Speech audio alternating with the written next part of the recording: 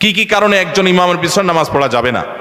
একজন ইমামের পিছনে নামাজ পড়া যাবে না যখন তিনি শিরকে আকবরে লিপ্ত হবেন, কুফুরে আকবরে লিপ্ত হবেন, অর্থাৎ ইমান চলে যাওয়ার মতো কোনো কাজ যদি করে, তাহলে ওই ইমামের পিছনে নামাজ পড়া যাবে।